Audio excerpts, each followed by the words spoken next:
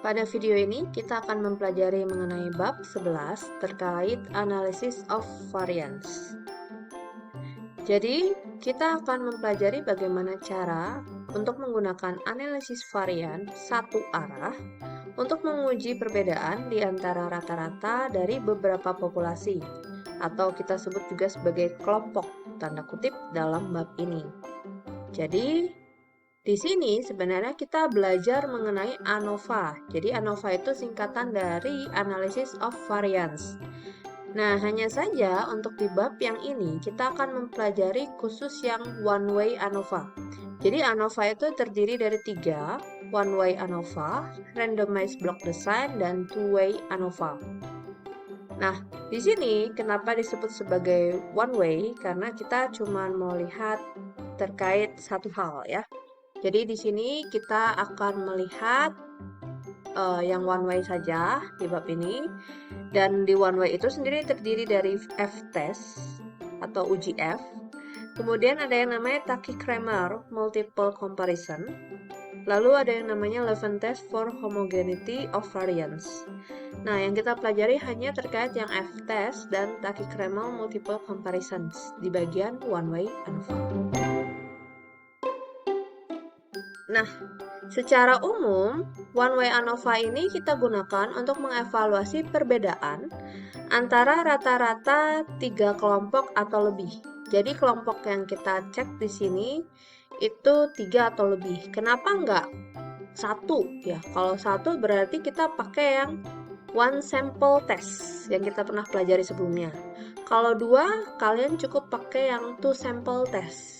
Ya, jadi kalau yang di sini kita akan mempelajari untuk 3 atau lebih kelompok. Nah, misalnya contoh seperti apa? Kita mau lihat perbedaan atau mengevaluasi antara rata-rata tarif gaji. Misalnya kita dalam satu hari kan 24 jam di pabrik itu kan ada 3 shift biasanya ya. Shift pertama yang biasanya dari jam 7 gitu ya, 7 sampai 1 misalnya.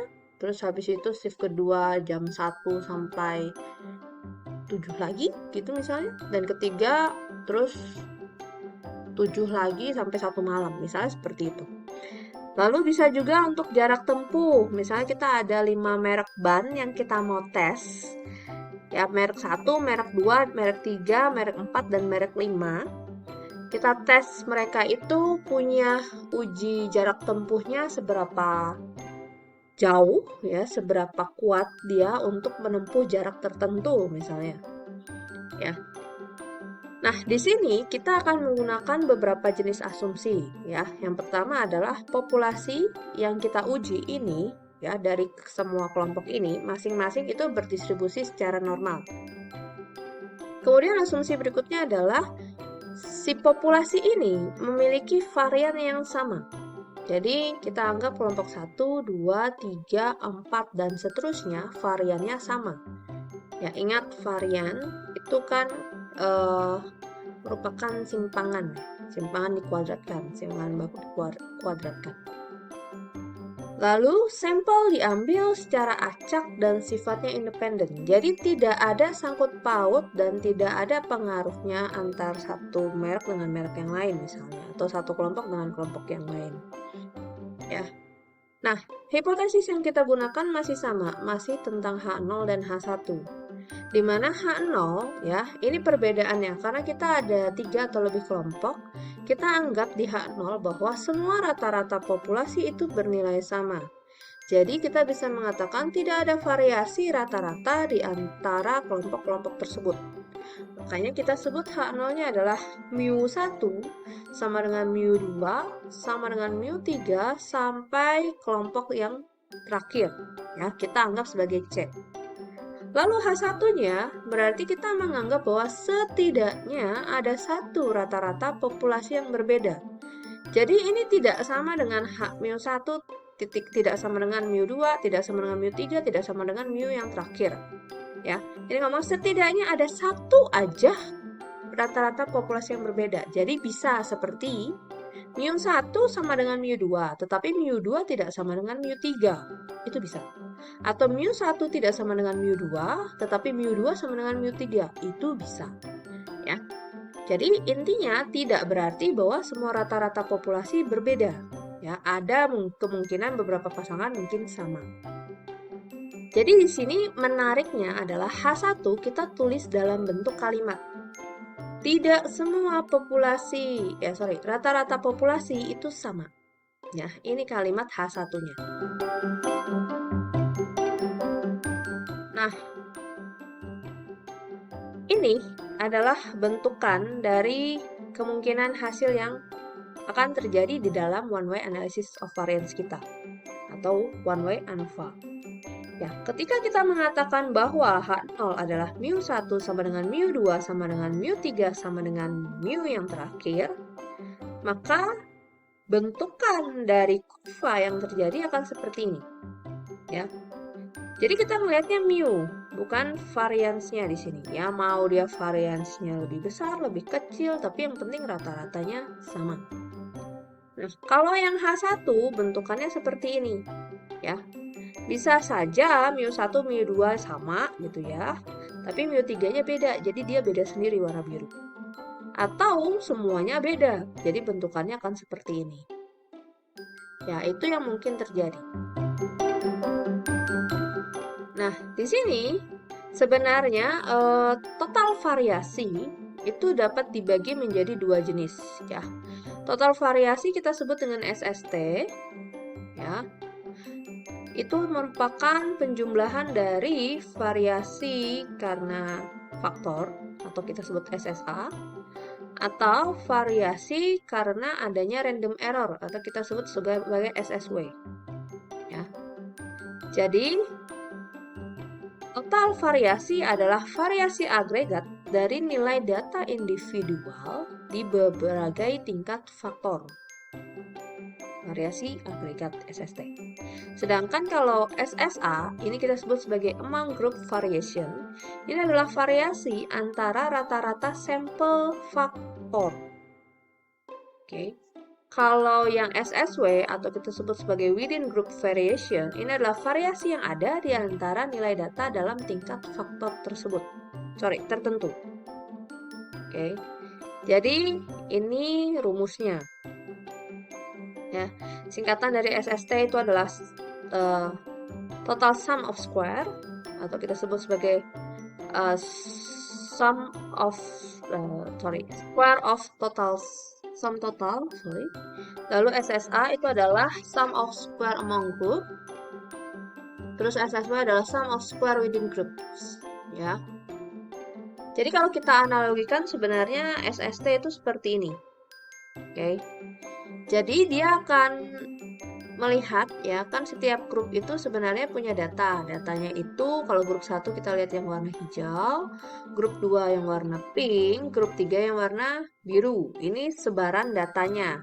Jadi kita menyebarkan datanya sumbunya di sumbu Y.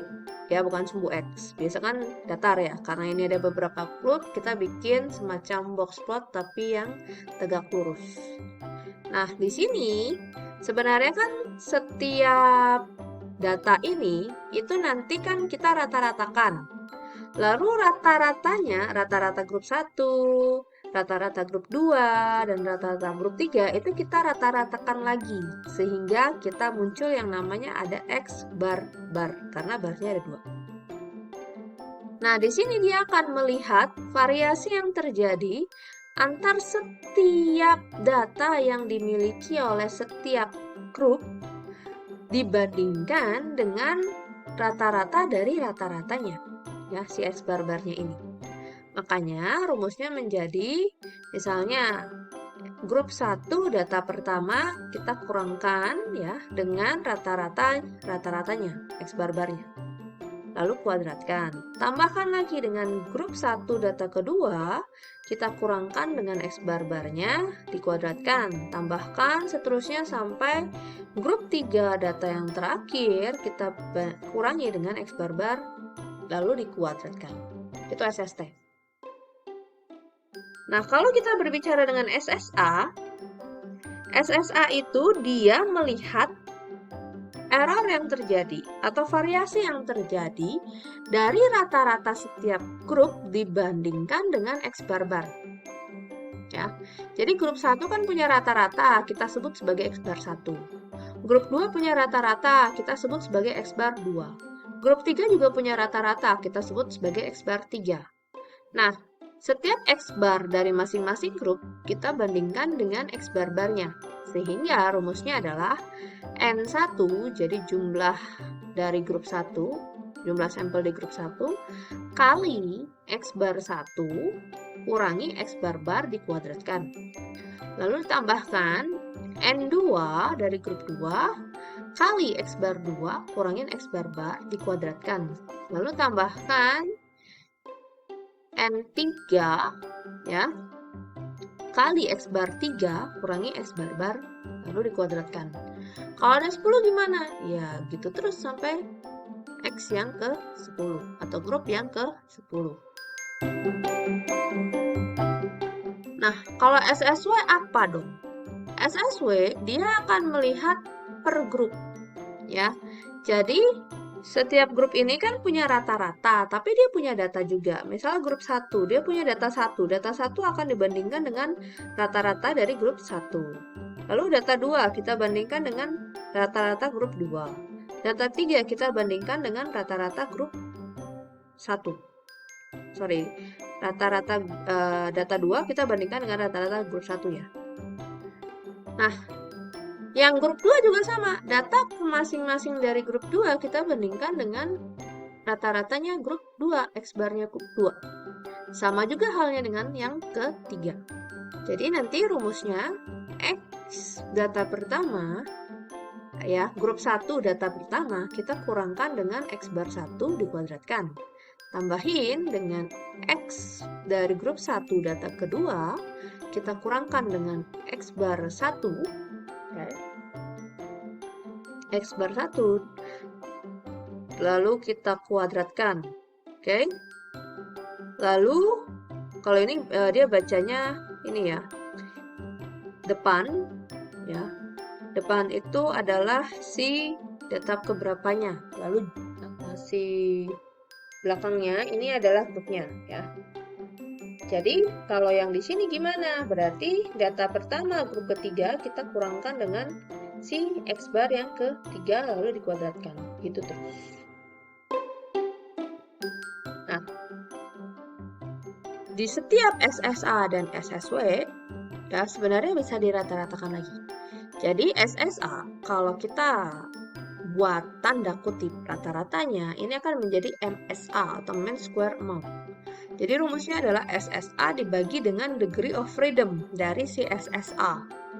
SSA itu punya degree of freedom adalah C kurang 1. Ya. C itu adalah jumlah grup. Jadi kalau tadi kan kita contohnya 3, berarti C-nya 3. Lalu SSW kalau kita mau tanda kutip rata-ratakan ya, itu sebenarnya adalah menjadi mean square within MSW. Jadi rumusnya adalah SSW kita bagi dengan degree of freedom dari SSW, yaitu N kurang C. Ya, N ini adalah jumlah semua data yang ada di dalam grup, kita kurangin dengan jumlah grup. Nah, sebenarnya selain MSA dan MSW, kita juga punya yang namanya MST. Ini adalah tanda kutip rata-ratanya dari SST. Nah, SST itu punya degree of freedom, namanya N kurang 1. Oke, ya, jadi beda ya. Kalau yang SSA itu C kurang 1, SST N kurang 1. Jadi MST itu sama dengan SST dibagi dengan degree of freedom-nya, yaitu N kurang 1. Ya, secara ringkas, ini adalah tabel ringkasan rumusnya. Oke. Nah, yang baru di sini itu adalah untuk uji F. F-stat dihitungnya dengan cara membagi MSA dengan MSW. Itu perbedaannya. Nah, untuk uji F ya, atau kita sebut F-test statistik, Seperti biasa, ada H0, ada H1 ya kan? H0-nya seperti yang tadi sudah dijelaskan, mu1 sama dengan mu2, kalau tadi ada 3 berarti sama dengan mu3. Lalu H1 adalah setidaknya dua rata-rata populasi berbeda atau tidak semua rata-rata populasi sama.